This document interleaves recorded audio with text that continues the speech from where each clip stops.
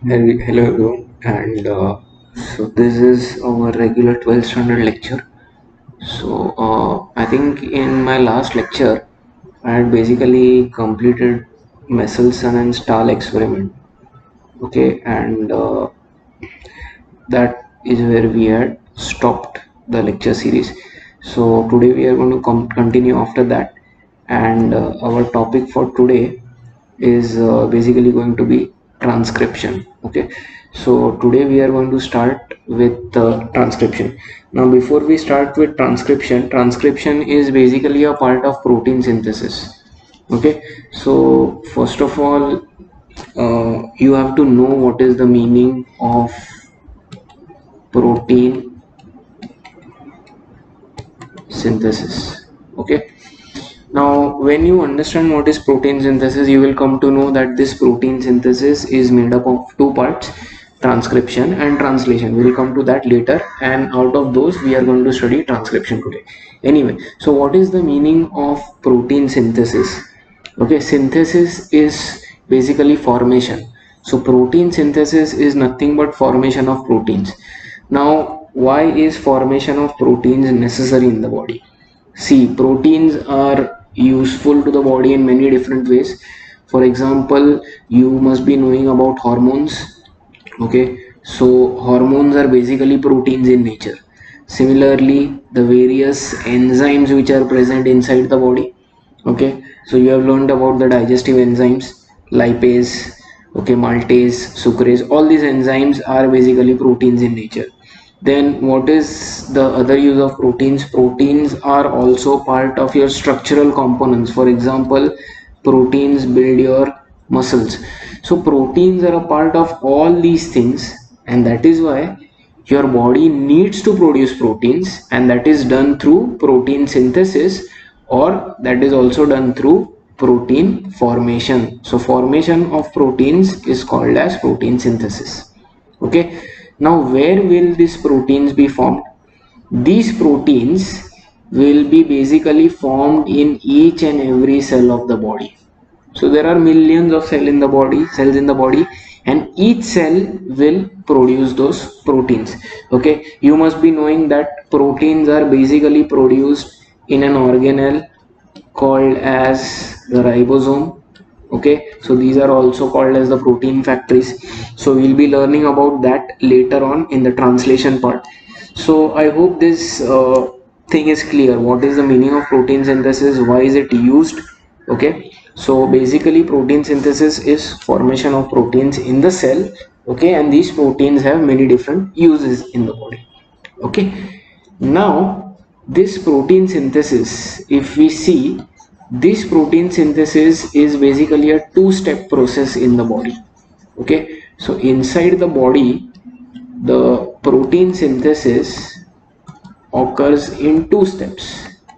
Okay, and those two steps are, there is the first step which is called as transcription, and then there is the second step which is called as translation.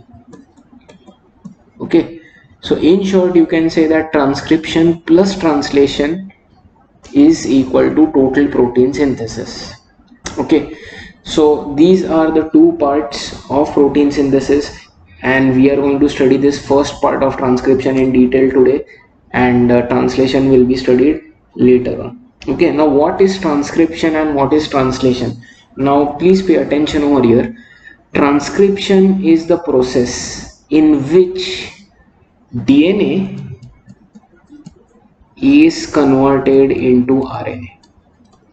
Okay, so process of conversion of DNA into RNA is called transcription. Okay, then you will ask, what is the meaning of translation? Conversion of RNA into polypeptides, that is called as translation. So I hope everybody knows that amino acids are joined together to form a polypeptide, and many polypeptides are joined together to form a protein. So in short, the conversion of DNA into RNA is called transcription, and conversion of RNA into proteins or polypeptides is called as translation. So there are two parts in protein synthesis. Okay, so now we are going to learn how this is going to happen, how DNA is converted into RNA. Okay, so is this clear? Okay, is transcription and translation clear? I'm just giving you the basic idea. In transcription, DNA forms a complementary RNA, and then that RNA is converted into the proteins. Now please remember that this conversion or this process of transcription occurs inside the nucleus. So all this transcription, when it is going on, it is taking place inside the nucleus, because you know that inside the nucleus DNA is present. Whereas this conversion of RNA to polypeptide, that is translation, that takes place in the cytoplasm. Okay, because this process of translation, it requires ribosomes, and ribosomes are present in cytoplasm. So if somebody asks you where does transcription take place in the cell, then it takes place in the nucleus. Where does translation takes place? It takes place in the cytoplasm. Now this I am talking about your eukaryotic cell.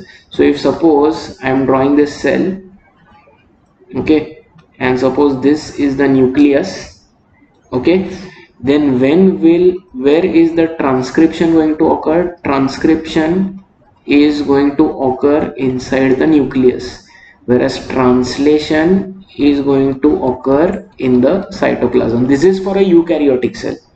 Now you know that a prokaryotic cells also produce proteins. Prokaryotic cells do not have a nucleus. So in case of prokaryotic cell, transcription occurs in the nucleoid and translation occurs in the cytoplasm. So it's the same thing. Okay, so is this clear? Okay, so now let us basically go to the next part, which is given in your book as something called as central dogma. Okay, so this was just a summary of protein synthesis. The next thing is called central dogma. Now before we go ahead, I want to ask everyone if whether they remember or not that the RNA which is present, okay, this RNA, which is the non-genetic RNA, okay, there are two types of RNAs, genetic and non-genetic. The genetic RNA is found in viruses, non-genetic RNA is found in us. So the non-genetic RNA is basically of three types. We have already studied this in 11th standard. There is something called the messenger RNA, then there is something called as the ribosomal RNA, and there is a third one called as the transfer RNA, and we have actually studied the structures of all the three.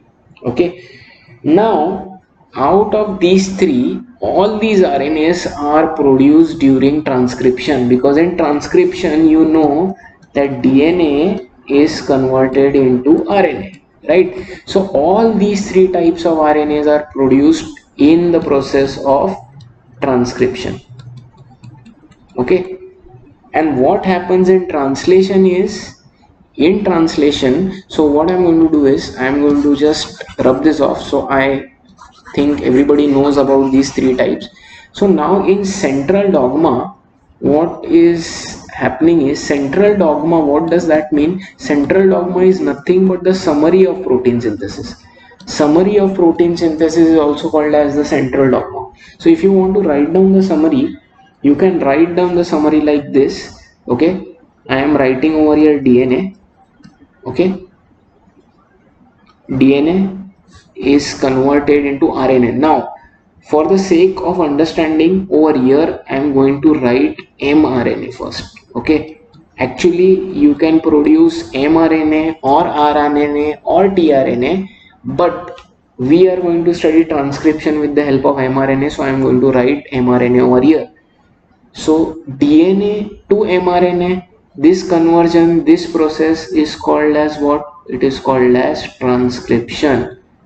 Where does it occur? It occurs in the nucleus. mRNA is converted into polypeptide or proteins, so I am going to write down proteins only, because polypeptides are nothing but proteins. Okay, so I am going to write down protein over here. You can also write down polypeptide, it is the same thing, many polypeptides join together to form one protein. And this process is called as translation. Okay, so I'm going to write down translation over here. This summary, this picture which I have drawn, or this flowchart which I have drawn, this is basically showing protein synthesis, and this is called as central dogma. Okay, so DNA undergoes a process called transcription to produce mRNA. The other two forms of RNA are also produced, and mRNA undergoes a process called as translation to form protein, that is called undergoes a process called as translation to produce polypeptide or protein, and both these together are also called as central dogma, which is nothing but summary of protein synthesis. Okay, so is this part clear? How is transcription going to occur? I'm going to go into that afterwards. I'm going to go into that detail afterwards. Okay, now this central dogma, this flowchart was given by the person called as Crick. Okay, so if you remember Watson and Crick model, that same person, he gave this flowchart. Okay, and he called it as the central dogma, and he gave it in 1958, the same person. Now two other people, okay, the two other people, Temin and Baltimore, I'm going to write down their names later on. These two people, what they did was they just modified this diagram slightly, okay, and they gave this central dogma for retroviruses. Okay, so I'm going to write down the word over here, retrovirus. Everybody knows what a virus is. Now what is a retrovirus? A retrovirus is basically a virus which has got RNA as the genetic material. Okay, so if you want, you can imagine this as the protein coat. Okay, and you can imagine this genetic material present as RNA, and this is a retrovirus. So protein and genetic material. And as you know, how do viruses work? Viruses release the genetic material inside the cell. If you remember the working of bacteriophage, Hershey Chase experiment, then viruses inject the genetic material into the host cell. So what will happen is this retrovirus, it will inject this RNA inside the host cell. Okay, so suppose if you have a viral infection, this RNA will be injected into your cell, but your cell is made up of DNA and this is RNA. So what happens is this RNA, when it is injected into your cell, this RNA gets converted into DNA. So I am going to write over here, this RNA, when it enters your cell, this gets converted into DNA. Okay, now if you see this flowchart which we have drawn a while earlier, over here conversion of DNA into RNA is called transcription. So if I convert RNA into DNA, can I call it reverse transcription? उल्टा हो रहा है ना. If DNA converted into RNA, it is transcription. So if I convert RNA into DNA, it is called reverse transcription. So these viruses, they basically convert their RNA into DNA into our cell. So when their genetic material, which is in the form of RNA, that enters our cell, it gets converted into DNA, and then that DNA continues the flowchart which we have drawn up. So that DNA will then again get converted into RNA, then RNA will get converted into proteins. Okay, now that is not the case for all the viruses. Okay, so the some of the viruses, they are basically going to follow a different pattern, and they are going to basically this mRNA of the viruses will get converted into DNA, and this process is called as reverse transcription.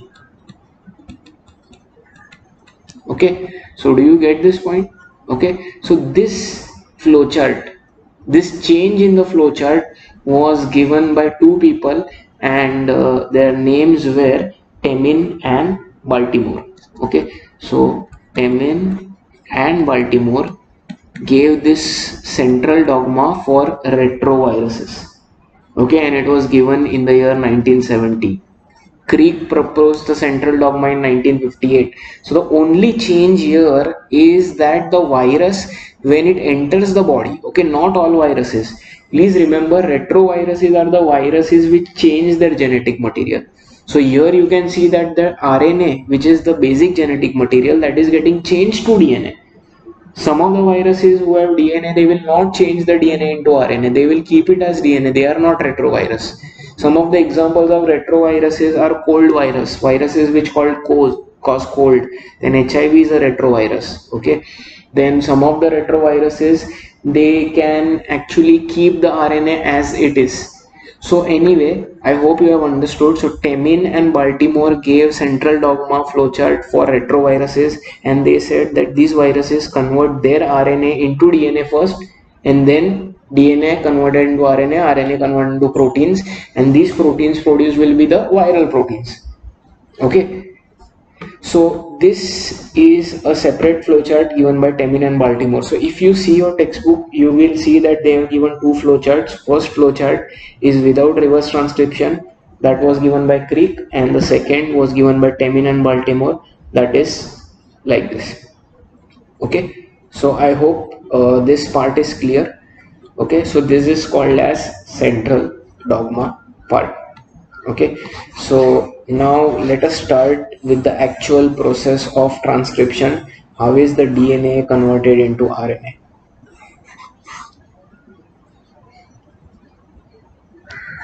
Okay, now first of all, I want to ask you, which was the enzyme which was used when you were replicating DNA? We have already studied DNA replication, when a daughter DNA is produced from a parent DNA.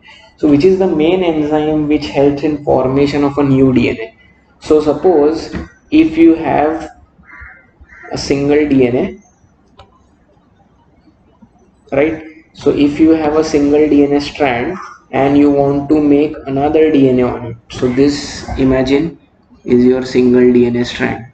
Okay, it is 5 prime to 3 prime. You want to create a complementary DNA.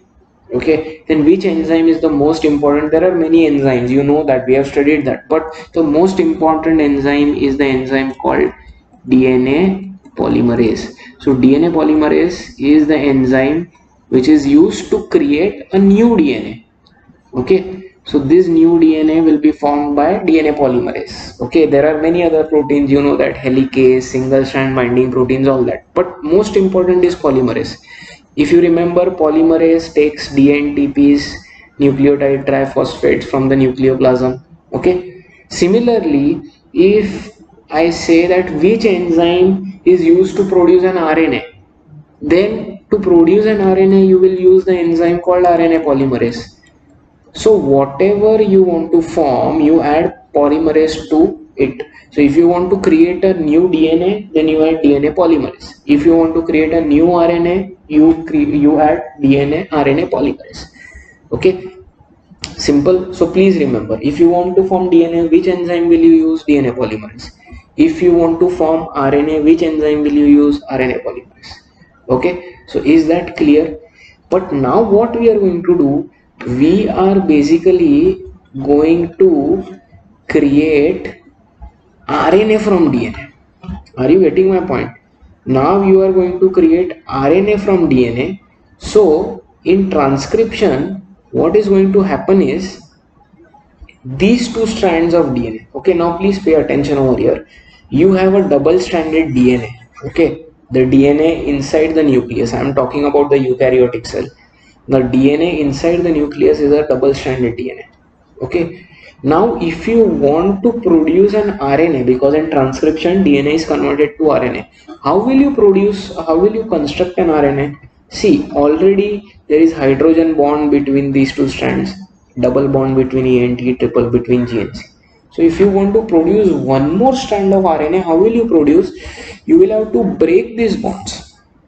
Okay, you will have to separate both these strands. You will have to separate this upper strand and you will have to separate the lower strand. You know this. Okay, and then what we can do is we can take one of these strands and on that strand we can produce a complementary RNA. Okay, for example, suppose if these original strands were A, T, G, C, A, then here it will be T, A, C, G, T. Okay, I will write the nucleotides as they are ATGCA, TACGT. Now suppose if I have separated both these strands and I use this as the template to create an RNA. What is a template? A template is a strand on which you create a new strand. So if I use this as a template and if I create an RNA on top of it, then this is 3 prime to 5 prime, RNA is 5 prime to 3 prime. Please remember, the new strand always grows in the 5 to 3 direction. Please remember, we have already studied this in replication. The new strand, whether it is DNA or RNA, it is always created from 5 to 3 direction of the new strand, not the old strand. It is not like this, it is like this. So what will be the sequence on the RNA which is produced? Now please remember, when writing RNA, the complementary of A is not T, complementary of A is U. Okay, so wherever A is present over here you will write U instead of T. Everything else will remain the same. So if thymine is over here, complementary in RNA will be adenine. If A is present, complementary will be uracil. C will be present, same G. G is present, C. T is present, A. So do you get that the only change you have to make is when you have adenine on DNA, you have to write complementary uracil, not thymine. So this is the RNA you have produced, and this is the mRNA which is produced. Are you getting me? Now this entire thing, this we are going to learn in transcription. How is this produced? Okay, how are these two strands DNA separated? So now you have a hybrid, you have one DNA, you have one RNA. Okay, and then this RNA is going to go outside the nucleus into the cytoplasm. It will attach to the ribosome and it will get converted into protein. So I hope this idea is clear of transcription. Okay, I hope it is clear. Where is transcription occurring? It is occurring in the nucleus of the cell. Okay, now they have mentioned something in the book.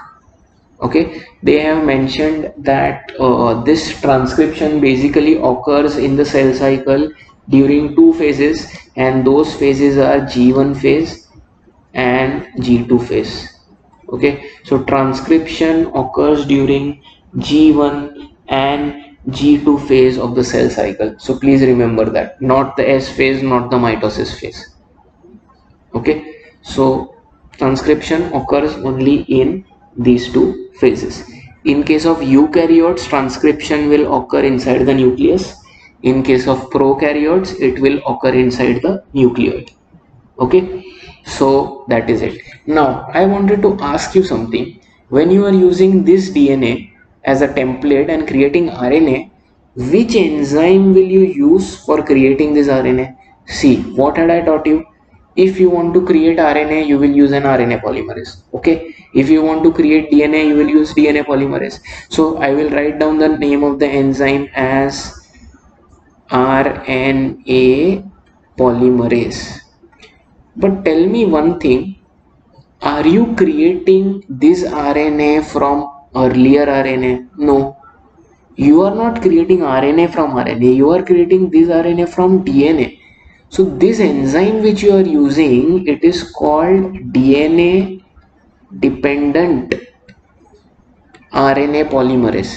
See, because this RNA which is formed, that will be formed depending on this DNA. Now, if this DNA is not there, then this RNA is not formed. So since this RNA is dependent on this DNA, the name of the enzyme is DNA dependent RNA polymerase.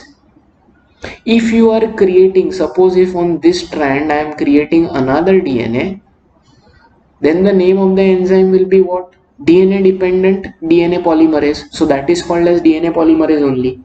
Okay, because generally if you know, from DNA we produce only DNA, from RNA we produce only RNA, but over here from DNA you are producing RNA, so it is DNA dependent RNA polymerase.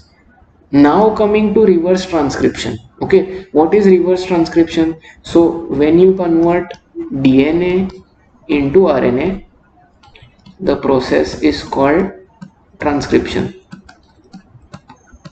However, viruses convert RNA into DNA, and this process is called as reverse transcription. So can you tell me the name of the enzyme used in reverse transcription using this same logic? Very simple. Now you have got the viruses have got an RNA, okay, and you want to produce a DNA. So if you want to produce a DNA, the name of the enzyme will be what? DNA polymerase.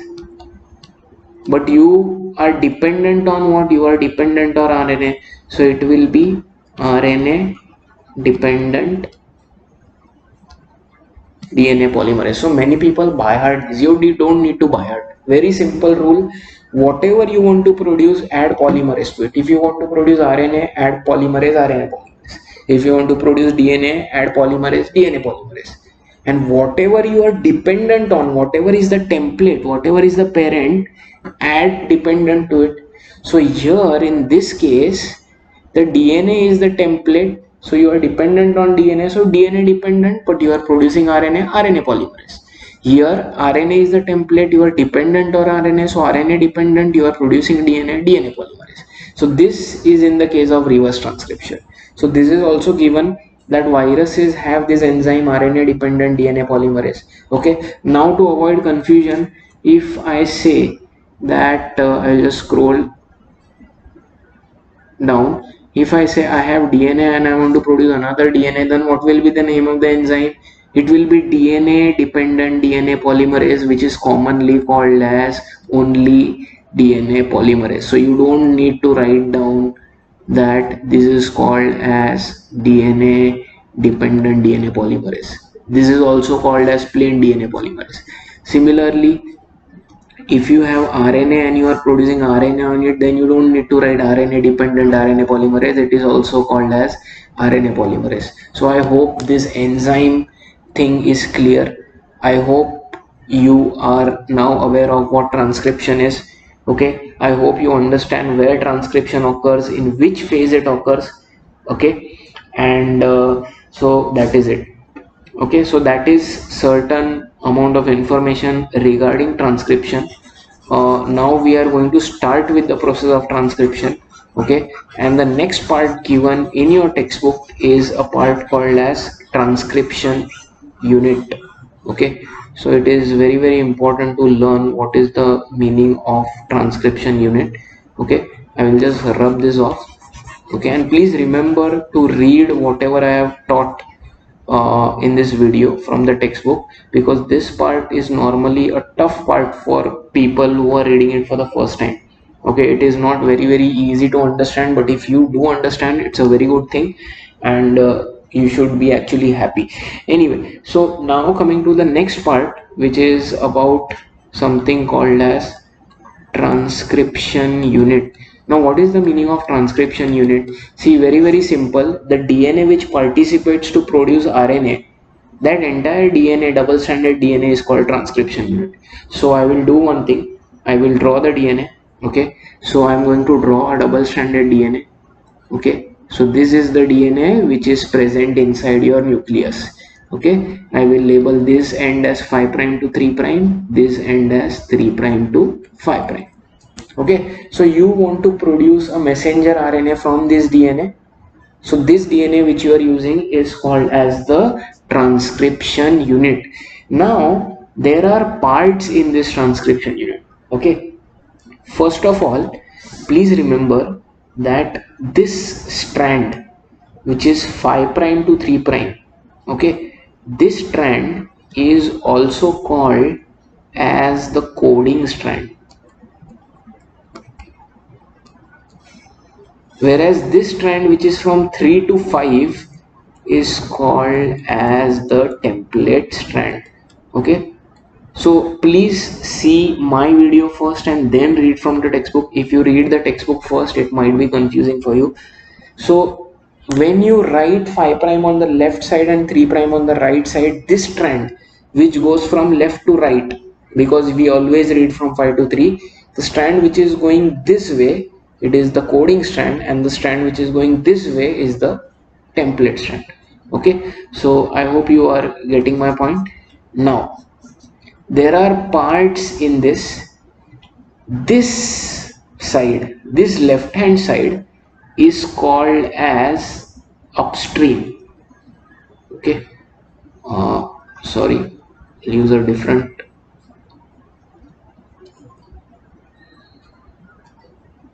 color. Okay, so this part, the left hand side, is called as the upstream, and this part, right hand side, is called as downstream. Okay, so this entire area on the left side on both the strands is upstream area, this is downstream. So if somebody asks you what is upstream, so upstream is towards the 5' end of the coding strand, downstream is towards the 3' end of the coding strand, or upstream is towards the 3' end of the template strand, downstream is towards the template 5' end of the template strand. Okay, so this area is upstream, this area is downstream. Now near this upstream area is a region which is called as the promoter. Okay, so I am going to use a blue colored pen and I'm going to draw a structure over here which is going to show a promoter. So in this area which is upstream, there is an area which is called as promoter. Similarly, near the downstream region, there is an area which is called as the terminator.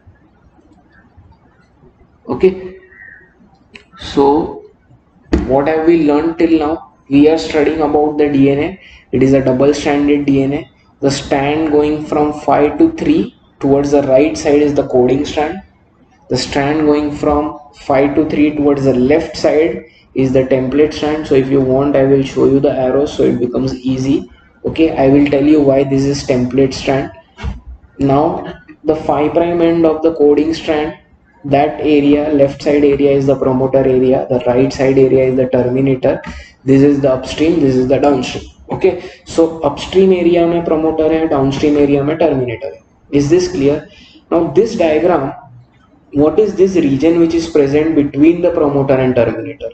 Okay, now the region between the promoter and terminator, this region is basically called as the structural gene. Okay, and what is a structural gene? It is very simple.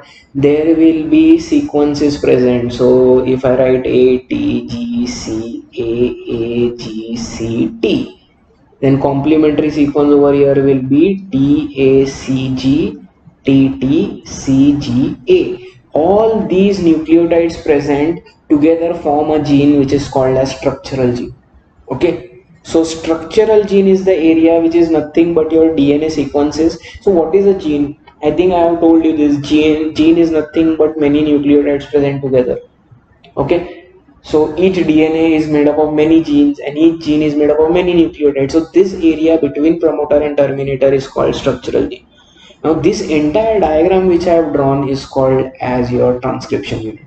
Okay, this transcription unit undergoes transcription and then it is going to form what? It is going to form messenger RNA.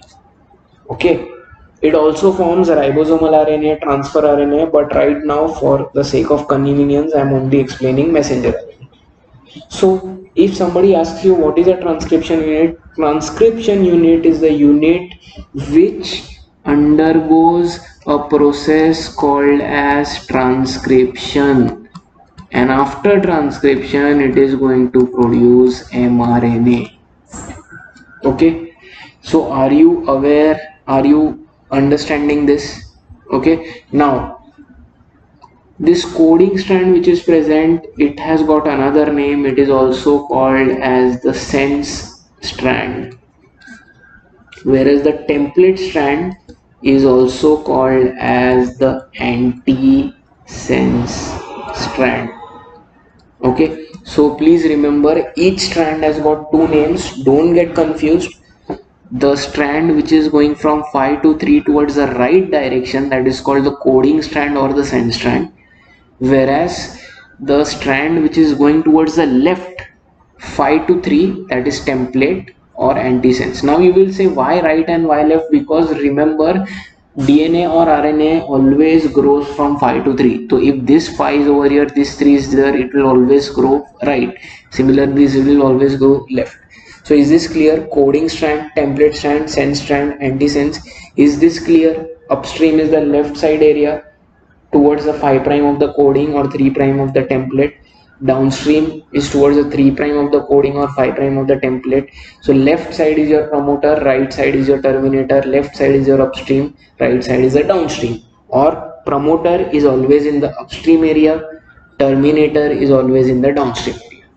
Okay, so if you want, I will shade this area which I have shaded in green is the upstream region, this is the downstream region, and in these regions are present promoter and terminator.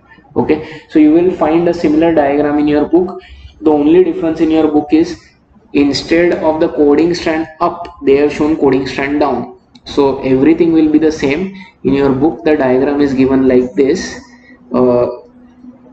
They have actually given 3 prime to 5 prime on the upper side, and they have given 5 prime to 3 prime on the lower side. Everything else will remain the same. The only difference will be template will be up and coding will be down. Okay, structural genes will be a promoter here, terminator, so everything else is the same. So is this clear? Is this part of transcription unit clear? So have you understood what is the meaning of transcription unit? It is basically the DNA molecule which is going to undergo transcription. Okay, now very simple. Now we have to study how you are going to form a complementary RNA. I hope everybody knows what is the meaning of complementary. See, these two strands are complementary to each other. What is the meaning of complementary? There is base pairing. So there is pairing between A and T, there is pairing between G and C. So when there is pairing between opposite strands, it is called complementary. So similarly, since we are labeling this strand as the template is the parent strand, template strand is a strand on which you form the new strand. So obviously you are going to form the RNA on this strand. Okay, that is why you are calling it as a template. This strand which is present above, that is not going to do any work. Coding strand is not going to do any work. It is going to remain the same.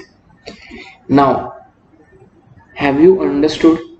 Is this clear? Okay. Now, tell me one thing before we start how these bonds are going to be broken. Tell me one thing. Suppose if I take the RNA, okay, I will draw it over here. So this is the template, and on this template the RNA is going to grow. Just imagine that these two are not forming bonds, they are both separate, and you want to form an RNA on this template strand. So obviously if this is the template, RNA growing on this will be from 5 prime to 3 prime, this direction opposite. What will be the sequence on the RNA? The sequence on the RNA will be complementary to this sequence. So T will be A will be U, please remember this is RNA, C will be G, G will be C, T will be AA, CG will be GC, and A will be U. So now if you see the sequence on this mRNA which is formed, then if you compare the sequence of this mRNA and the coding strand, you will come to know that the sequence on both these are the same, even the direction is same. Just see, direction is 5 to 3, coding also 5 to 3. If you see the sequence is also the same. The only difference is here there will be T because this is DNA, here there will be U. So if you see ATG, AUG, CAA same, CAA same, then here GCU, here GCT. So the sequence, please remember, the sequence on coding strand and the mRNA is always same, except that in DNA there is thymine and in RNA there is uracil. I hope you remember that chart. A double bond T, G triple bond C. This is for DNA. But if you want to write for RNA, instead of this T, RNA has got U. So the coding strand and mRNA strand are the same except for T and U, and that is why the coding strand is also called as the sense strand. Sense because the mRNA sequence and the coding strand sequence is the same. Whereas if you compare the sequence of template and mRNA, they are complementary, they are opposites, and that is why this is called antisense. Why is this strand called template? Because you are creating the new mRNA on this strand, that is why it becomes template. If I would have made this RNA on this above strand, then this would have been template and this would have been coding. Why is this strand called as coding? Because the same code, the same sequence of nucleotides on this strand are present on mRNA. See, what is transcription? Basically, the coded information or the order of nucleotides present on the DNA, that same order of nucleotides is copied on the RNA. As you can see, the only difference is here there is T, here there is U. So the code is being copied from this strand, the same code, the same sequence. That is why this is coding strand, and this is acting as a parent to produce this RNA. That is why this is template. Sense, because it is same to mRNA. Antisense, because it is opposite. So I hope you have understood the names, why are these names given. Okay, if you have any doubts regarding this, please message me or you can call me, I'll clear it. Is this clear?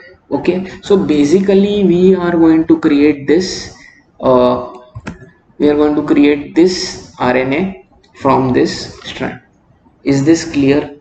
Okay, are all the names clear? Okay, is the transcription unit clear? Is promoter clear? Is terminator clear? Is upstream, is downstream clear? Now when we study transcription, transcription process is basically divided into three parts. So I will just scroll downwards. Okay, and transcription process is divided into three parts. There is something called initiation. Initiation means to start. Okay, so when you start transcription, it is called as initiation. Okay, so that is start. Then there is something called as elongation. So elongation is the part where the mRNA is being formed on the template strand. Okay, so I am writing mRNA formation. And the last part of the transcription is called as termination, and that is when the mRNA formation is complete and transcription stops. So transcription is made up of three stages: initiation, elongation, termination. Now very easy, when you see this diagram of DNA, the transcription is going to occur from left to right. See why? Because you are going to form the RNA on the template strand. So the RNA which is going to grow, it is going to be like, it is the RNA which you are going to grow, that RNA is going to grow like this, correct? Because this will be 5, this will be 3. So it is going from left to right, the mRNA which is going to form, correct? So where is it going to start? Over here. So starting is going to be to the promoter. So initiation or starting of transcription begins at the promoter. Then the mRNA, entire mRNA will be formed. As soon as this end is reached, that means the DNA is over, so you cannot form any more mRNA. So this is where the transcription will end, so that is termination. So initiation over here, termination over here, and in between over here there is formation of mRNA, which is called as elongation. Okay, so if you want, I will write over here: initiation begins at the promoter, elongation or formation of mRNA occurs in the structural genes, and termination occurs in the terminator area. Okay, there are certain specific proteins which help in initiation. For example, there is a protein called as sigma factor which helps in initiation. There is a protein called as rho factor. So sigma and rho, you must be knowing these Greek symbols. Sigma factor helps in initiation, rho factor helps in termination. This is given in your textbook. Is this clear? Have you understood this transcription unit? Okay, now in your book, if you see, I will rub all this off. In your book they have actually given a vertical diagram. Okay, and they have given all the three strands. They have given mRNA, they have given template, and they have given coding. So I'm just going to draw the same thing. I'm going to use a different sequence.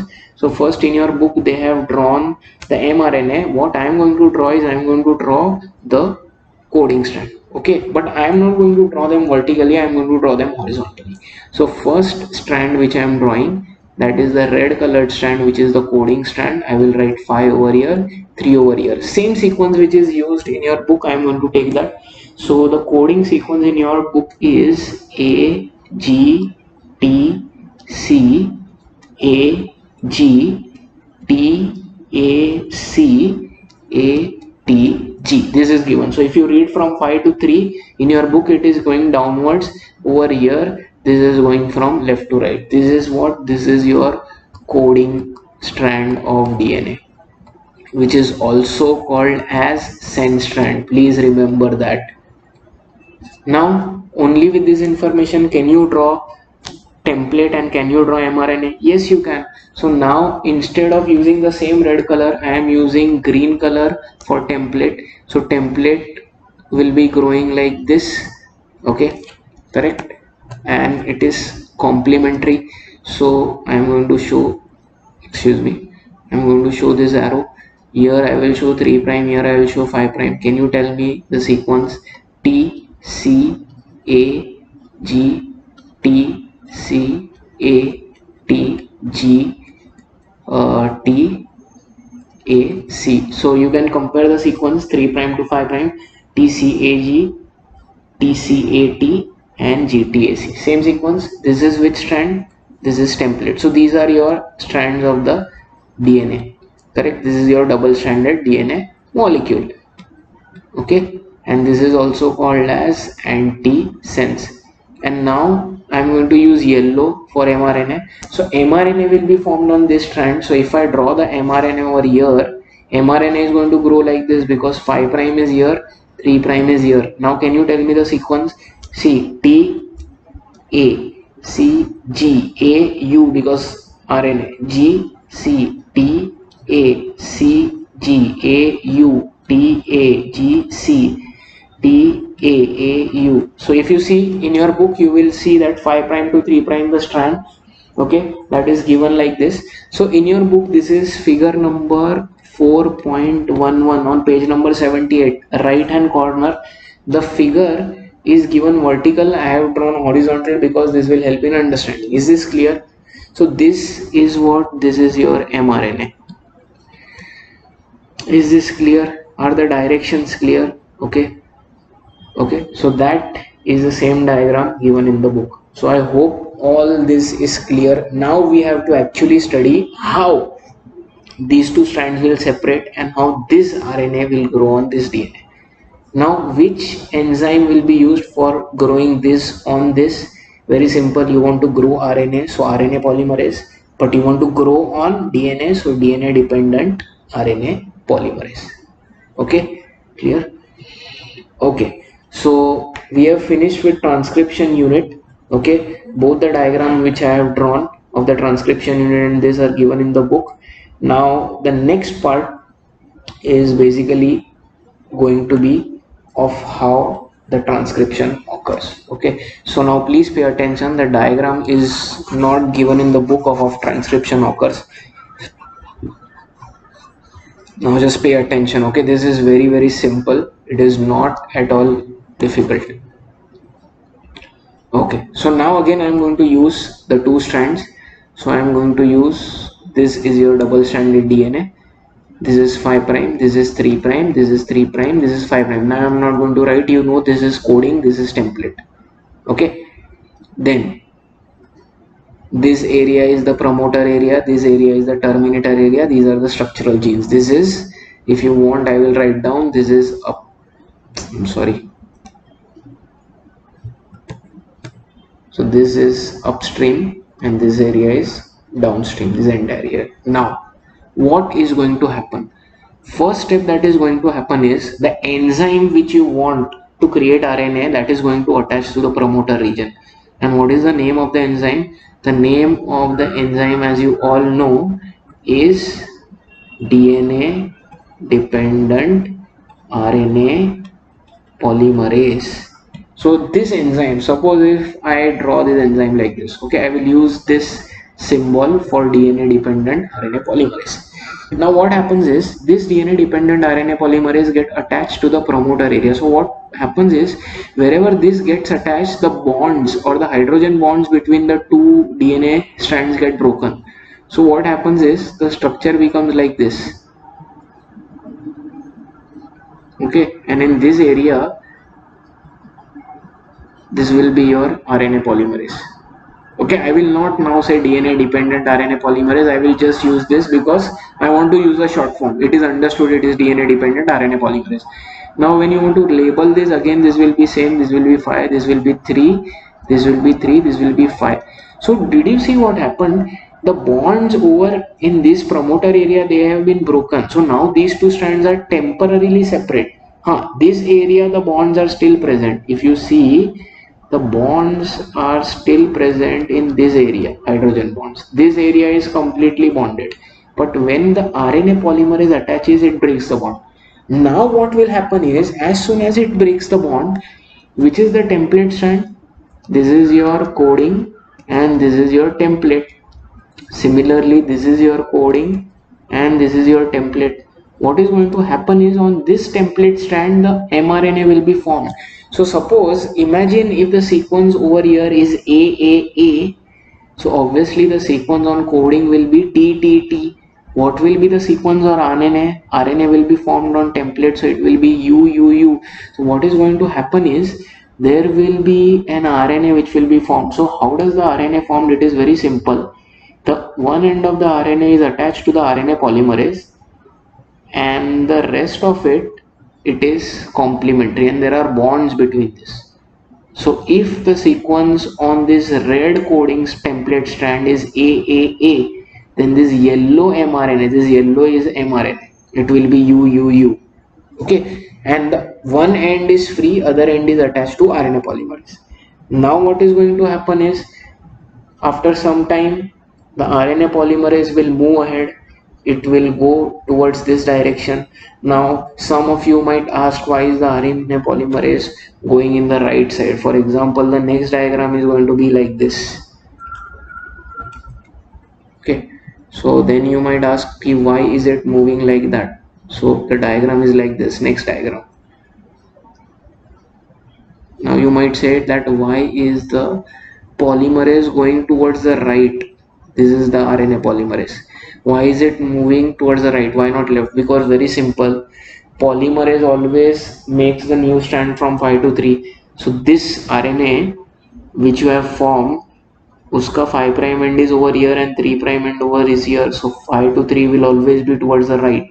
Okay, so what happens is, this polymerase goes towards the right. As it goes, again these two strands become complementary, so again they get joined. These are already joined, and what happens is, this RNA, again one end is attached here. This area which is open, it will get complementary paired, and the other area will remain unattached.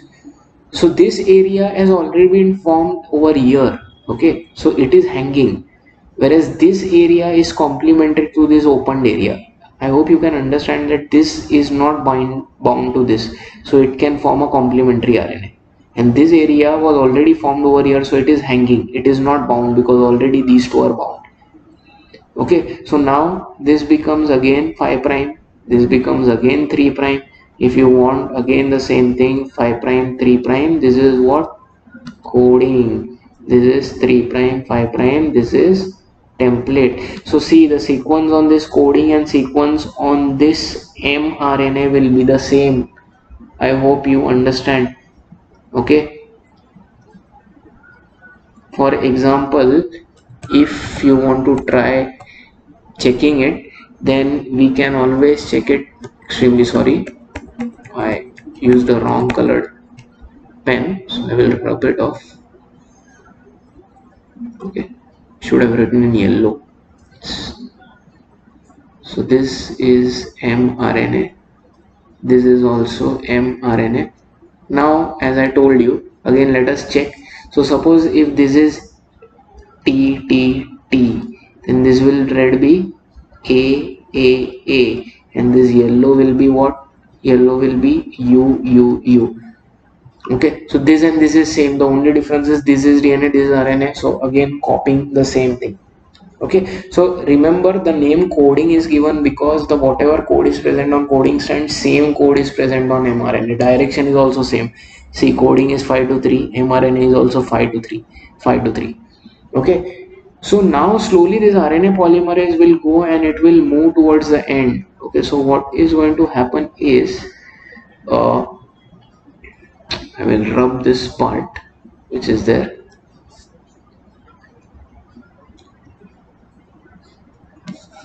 Oops.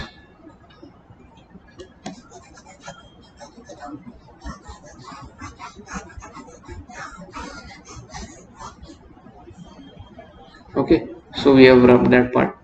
Now what is going to happen is this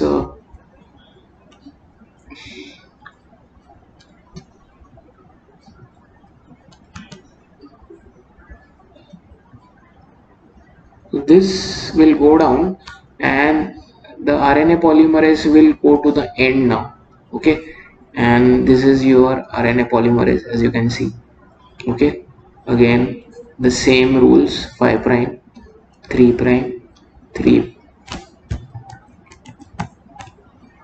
5 prime, 3 prime, 3 prime, 5 prime. This is what? This is coding. This is template, correct? And your mRNA again one end attached. This is complementary and this part has been formed. It is hanging 5 prime. This is 3 prime. Okay, and again these areas will be base paired. So have you understood? If you want to see if the sequence on the coding is ATGCAT, then the sequence over here will be TACGTA, and sequence over here will be, what will be the sequence? Can you tell me the sequence? It will be AUGC,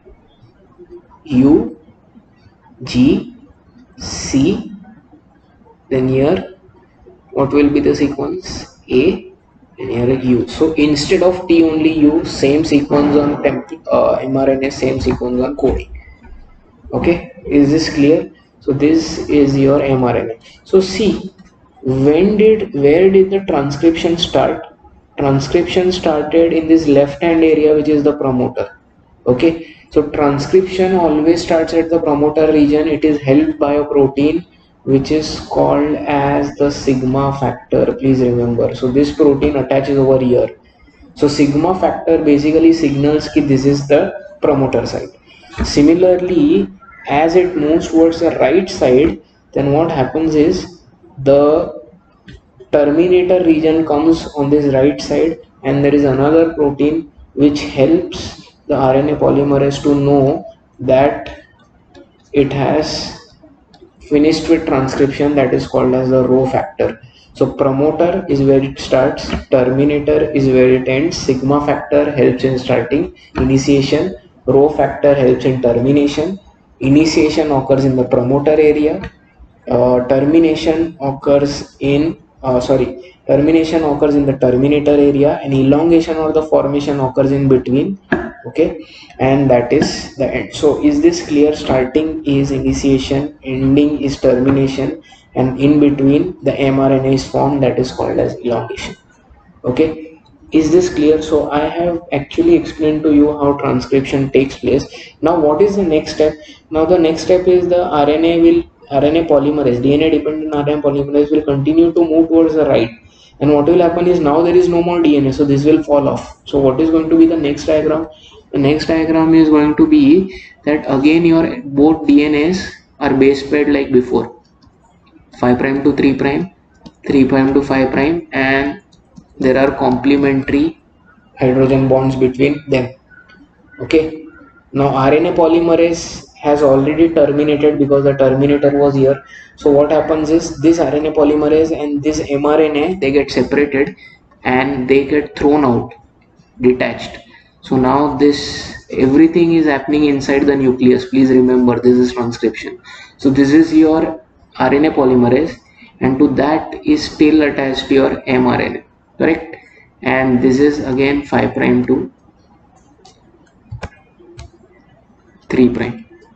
Okay, so sequence on your coding strand or your send strand is going to be the same sequence as present on your which strand, as present on your mRNA.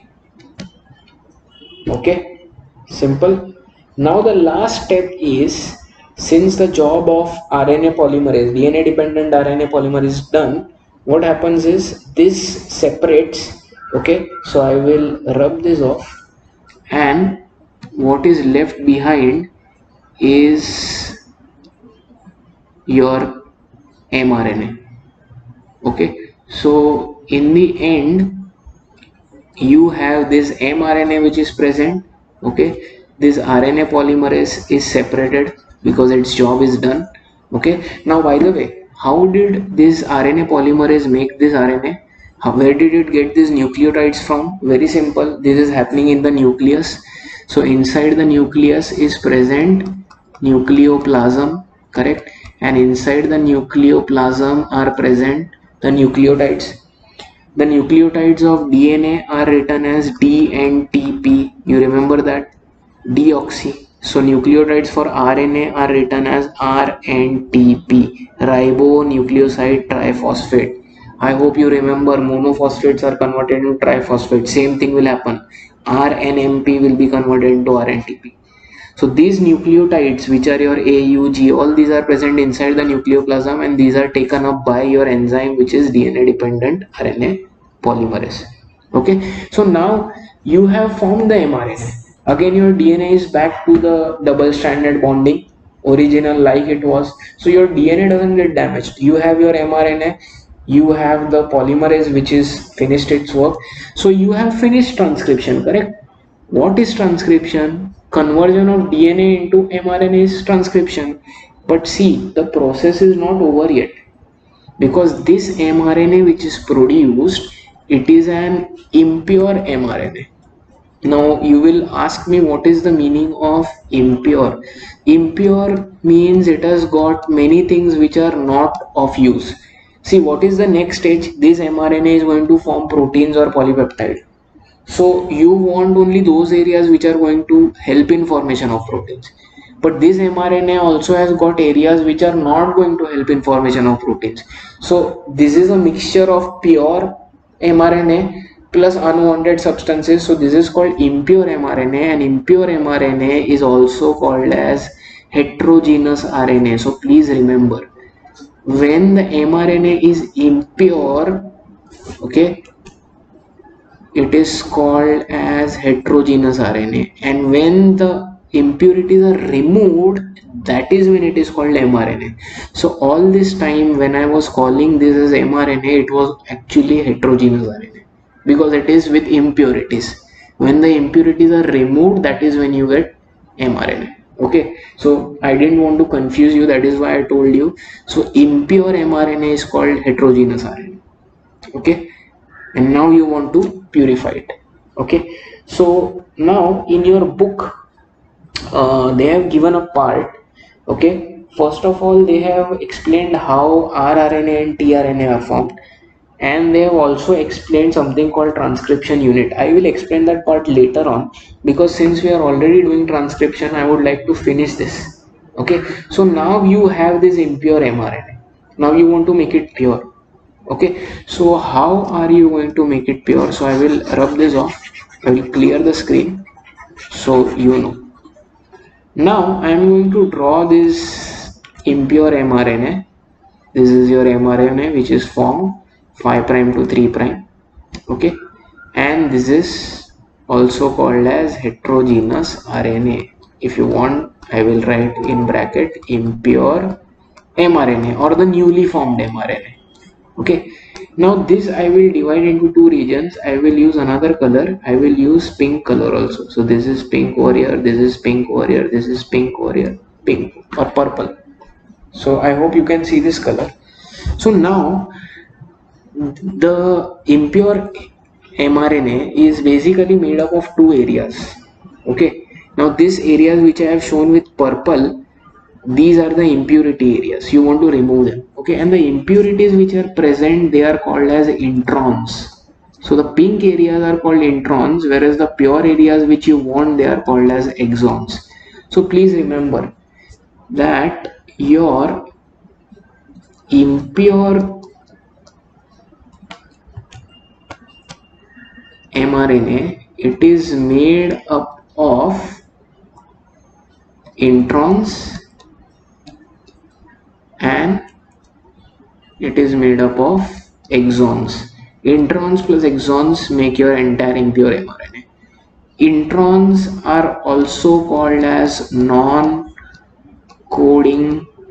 areas, okay, whereas exons are also called as coding areas. Now what is coding, what is non-coding? Very simple. Exons have got the sequences which will help in making the proteins, whereas introns do not have the sequence. See, exons have the nucleotides which are same as the coding strand of DNA, whereas these introns, they do not have anything. So why do you want to keep this intron area? You will remove them, na? So directly you will have all exons which are joined together. You will remove the introns. So protein will also be formed, which will be continuous. Okay. So now from this impure mRNA which is formed, what you want to do is you want to remove these impurities. Okay. And removing of impurities is also called as processing of mRNA. So there is a part given on page number 79. If you see on the right hand side, there will be a title called processing of heterogeneous RNA. So we are going to study that part now, how we are going to make this impure mRNA, or how we are going to convert this heterogeneous RNA into a pure RNA. Okay, so now what do we have to do? The first step is we have to remove the introns, because the introns are the areas which will not help in translation. Okay, exons are the areas which help in translation. So what will be the next step? The first step is going to be basically removal of the introns.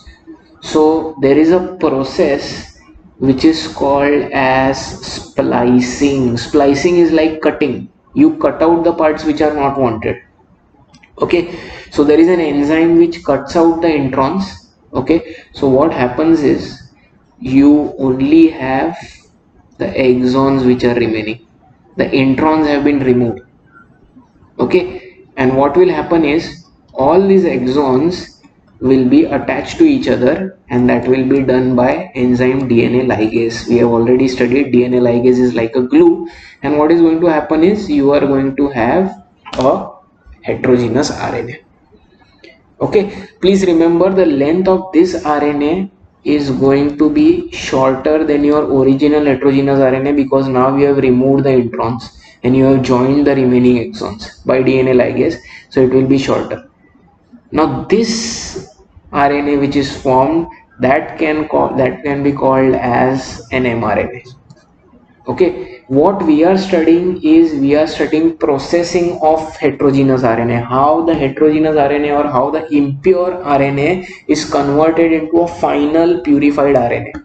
Okay, so first step is splicing. What is the meaning of splicing? Splicing is basically removal of introns. Now you will ask me, what removes the intron? That is not given in the book. So there are structures which are called spliceosomes.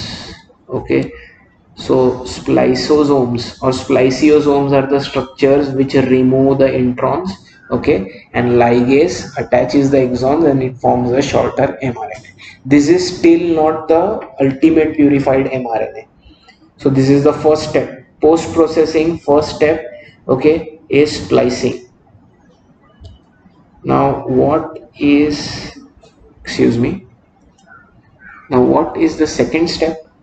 Now what is going to happen is in translation, this mRNA is going to attach to ribosome. And please remember, the ribosome always attaches to the 5' end. Okay, now how will the ribosome, so what happens is, this after this post processing, this mRNA will move from nucleus into the cytoplasm. I have already told you this. It is still in nucleus because post processing is going on.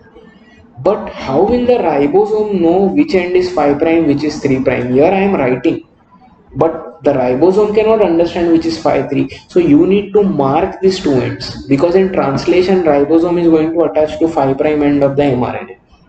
So first of all, I will mark this 5' end, and I will basically mark this end by using a special nucleotide. So I'm going to draw an arrow, okay, and look at this step. I'm going to draw your mRNA. Already the introns have been removed by splicing, and here on the 5' end I am going to attach a special type of a nucleotide which is called methyl guanosine triphosphate. Okay, I will repeat the word. The name of the enzyme is methyl. Okay, so you can see the M for methyl, G stands, which is capital, it is guanosine. Guanosine is the nucleoside of guanine, and PPP, that is triphosphate. So this is a special type of nucleotide. So this nucleotide you attach to the 5' end. This is a 5' end. If you cannot make that out, please, this is, sorry, this end is your 5' end. So to the 5' end you attach this special nucleotide methyl guanosine triphosphate. So now when the ribosome sees this nucleotide, it knows, oh, this end is 5'.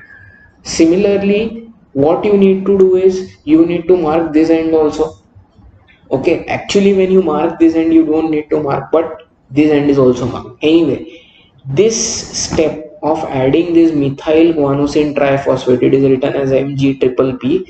This step is called as capping, CAPPING. Okay, see, why is it called capping? Because normally you read RNA or DNA from 5 to 3. So this is like the head, this is like the leg. So head ke upar what do you wear? Cap. So this nucleotide is like a cap. So it is called capping. First step was splicing. What did you do in splicing? You removed the unwanted introns. Then in capping you added methyl guanosine triphosphate to the 5' end. Now what is the next step? The next step is going to be, you are going to mark this 3' end. So again I am going to show the next step. I will put a dash. Again I am going to draw your mRNA, which is 5'. This is 3'. Now I have already attached MgPP over here. What I will attach over here, that is called as, so everybody knows what is adenine, okay, A. So I am going to attach adenine over here, but I am going to attach many units of adenine. So, and this is called as poly A. Poly is many, A is adenine. Okay, so how do you mark the two ends of the mRNA? You add methyl guanosine triphosphate to the 5' end. Who adds that? You don't have that in your syllabus, so don't think about that. Similarly, 3' end also needs to be marked. Why are you marking? So that the ribosome knows which end is which. The ribosome, when it sees this, it knows कि अरे ये 3' end है, इधर attach नहीं होना है. As soon as it sees the 5' end, it knows कि oh, this is the 5' end, इधर attach होना है. Okay, so you mark 5' end with methyl guanosine triphosphate, you mark 3' end with many adenine residues. This is called as the poly A tail. Tail because I told you this is the tail region, this is the head region. And this step of adding many adenine residues or many adenine nucleotides is called as tailing. Okay, so in post processing, so see, first you learned how the mRNA was formed. Again I'm going to just revise quickly. So you saw how the mRNA is formed. The DNA dependent RNA polymerase moves from left to right. It forms the mRNA. The mRNA sequence is same sequence as coding strand. Okay, the only difference, See, in some places I am missed writing the N. Don't make that. It is coding. So coding strand and mRNA sequence is the same. The only difference is coding wherever T is present, mRNA will have U. Okay. So you understood how that happens. Who is helping in this? DNA dependent RNA polymerase. Then you have the final RNA which is formed, which is impure RNA, which is heterogeneous RNA. Now you want to make it pure. So next what you are going to do is you are going to do post processing of heterogeneous RNA. Post processing is making the RNA pure. There are three steps. First step of post processing is splicing. What is splicing? In splicing you will remove the introns. Remove by spliceosomes. This is not in the book, so you will not be asked. After the introns are removed, the exons are joined by ligase and you will have a shorter mRNA. This is still not complete. Next step is you need to mark the ends. To the 5' end you add a special nucleotide methylguanosine triphosphate. To 3' end you add many adenine residues. Okay, so you will ask me how many A are present. There are many A's, so it is called poly A. So this is capping, this is called tailing. So post processing has basically got three steps and they are splicing, capping and tailing. This diagram is given in your book on page number 79. Okay, so if you see the first diagram, they have shown how the mRNA is formed. Then they have shown the second diagram. I'm talking about 4.12 diagram. They have shown how splicing is occurring. Then they have shown how Mg triple P is added, and then how poly A tail is added. Okay, and finally this mRNA which is formed, this is called as your messenger RNA. It is the purified mRNA. The mRNA formed after this transcription, this is impure mRNA, which is also called heterogeneous RNA. So I hope you have understood the difference between hnRNA and the difference between mRNA. hnRNA is, if you want, I will write it down.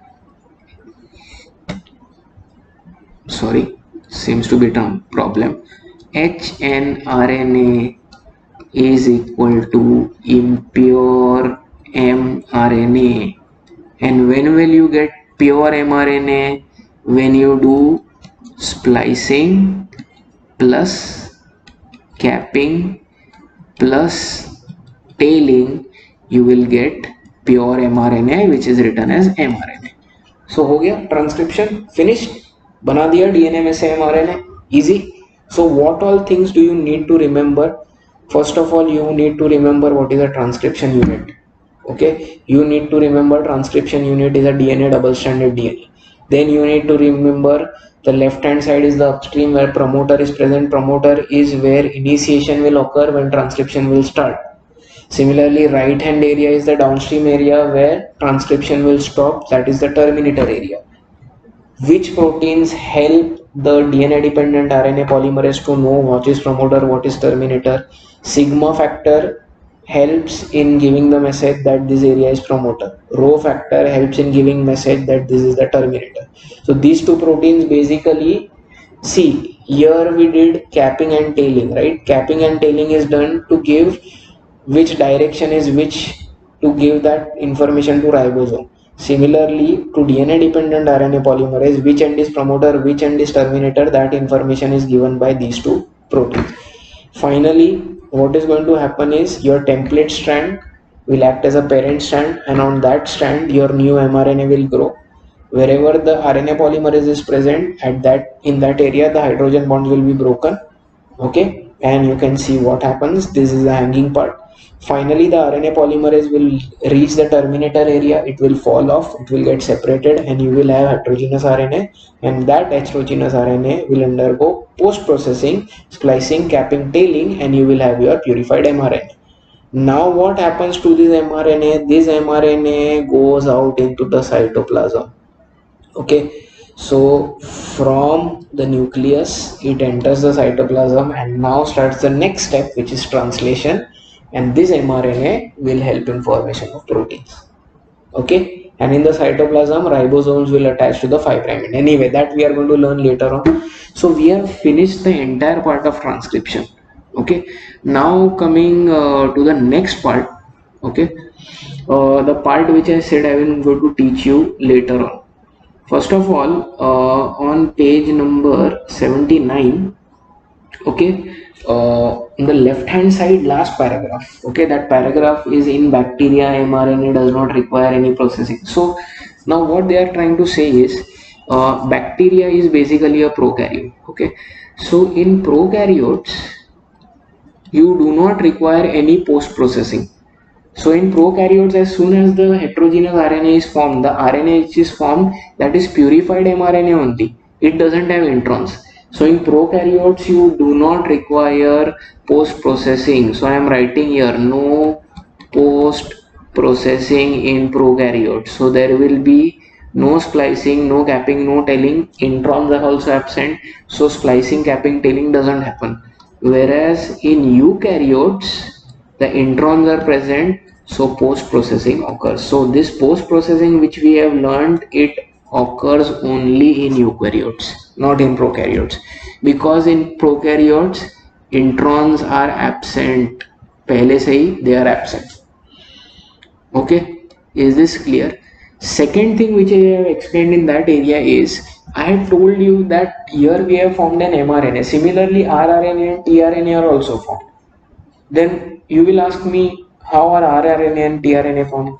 Very simple. So you use the enzyme DNA dependent RNA polymerase, correct? Now I am going to write a short form of that enzyme. I am just going to write RNA polymerase. It is understood that it is DNA dependent. So you use this enzyme to form RNA from the template strand. Now this DNA dependent RNA polymerase is of three types: RNA polymerase 1, DNA dependent RNA polymerase 2, and DNA dependent RNA polymerase 3. Okay, if you want I will write over here. So these DNA dependent RNA polymerase are of three types: 1, 2, 3. They are also called as RNA polymerase 1, RNA polymerase 2, RNA polymerase 3. If during transcription, okay, so if this is your transcription and if over here the enzyme which I am using is polymerase 1, I can also use polymerase 2 over here, I can also use polymerase 3. So depending on what I want to form, I can use polymerase 1, I can use polymerase 2, or I can use polymerase 3. If I use DNA dependent RNA polymerase 1, then the mRNA formed will be ribosomal RNA. If I use RNA polymerase 2, the RNA formed will be the mRNA. So that diagram which I have shown, in that I am using which DNA dependent RNA polymerase? I am using RNA polymerase 2. And if I am using RNA polymerase 3, then tRNA is formed. So all the RNAs are produced by transcription inside the nucleus only. It depends on which polymerase you are using. Okay, so if I use polymerase 1, I get rRNA. If I use polymerase 2, mRNA. If I use polymerase 3, tRNA. And all these RNAs are useful for translation. Okay, is this clear?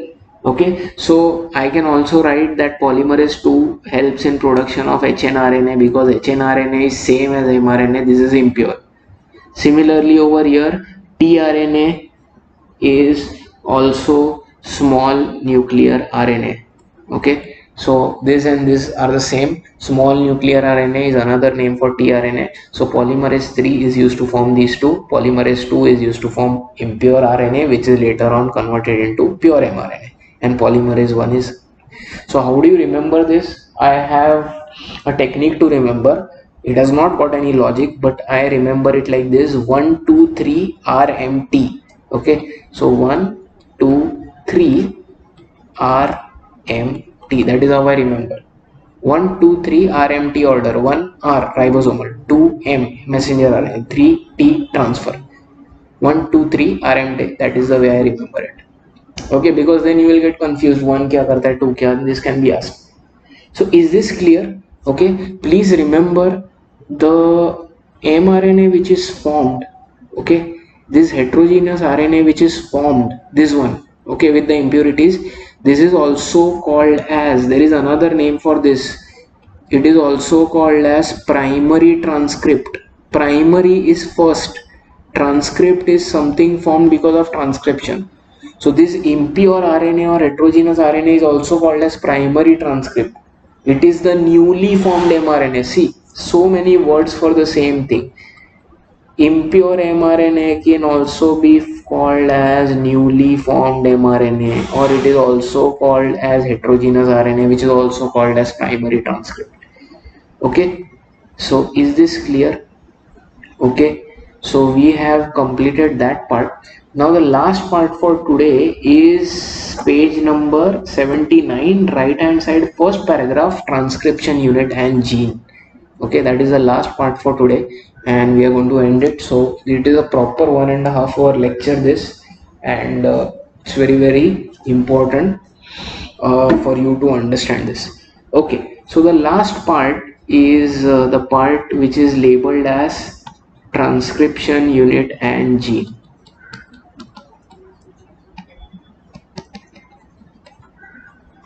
Okay, now first of all, everybody knows what transcription unit is. Let's just revise.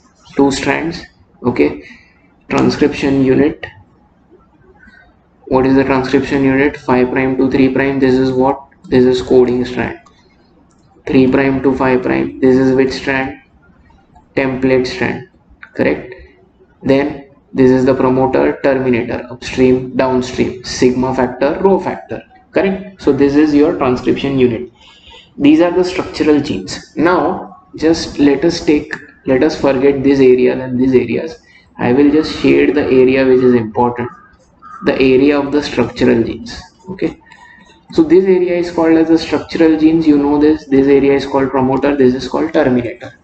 Now this structural gene is what? The structural gene is going to have a sequence, correct? So whatever the sequence is, A, T, G, C, A, T, T, G, C, whatever the sequence. Similarly, complementary sequence will be here. I'm not going to write that down, you know that. Now this area is called as the structural gene. See, now what happens in eukaryotes, okay, please remember, in eukaryotes, this single structural gene will undergo transcription and it is going to form mRNA, you know that, okay, after post processing. And this mRNA, when it undergoes translation, okay, so I'm going to show translation over here, it is going to form a polypeptide.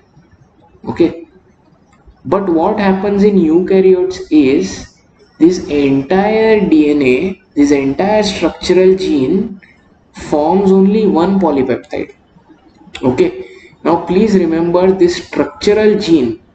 Okay, so if you want, I will write down over here. The structural gene is this area. All these sequences are the sequence of the structural gene. This is the structural gene. This is also called as cistron. This is another name for structural gene. So promoter, terminator, and in between there is cistron. Now since this cistron, after translation, it is forming only one polypeptide, then this cistron is called as monocistronic. Okay, mono is single, cistronic is cistron.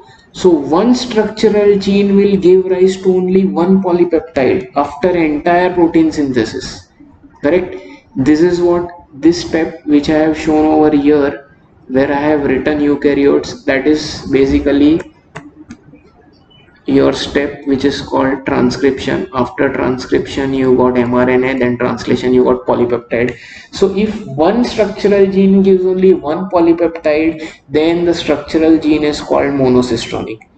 This happens in eukaryotes, please remember. So in eukaryotes the structural genes are monocistronic, that means one structural gene will form only one polypeptide. Whereas if I am talking about prokaryotes, okay, please remember, in prokaryotes what happens is this structural genes which are present, Okay, this one structural gene, it will produce one mRNA after transcription, and this one mRNA will produce many polypeptides. Okay, many polypeptides matlab it can produce 2 to 3 or 3 to 4, say 3 polypeptide. So one structural gene or one cistron is producing 3 polypeptides in the case of which organisms? In the case of prokaryotes. Okay, so in the case of prokaryotes, the structural gene is called polycistronic. So this concept has been explained. Okay, what is the difference between polycistronic and monocistronic? So to summarize, I will write down that prokaryotes have a structural gene which is polycistronic, means one structural gene can form many polypeptides, whereas in eukaryotes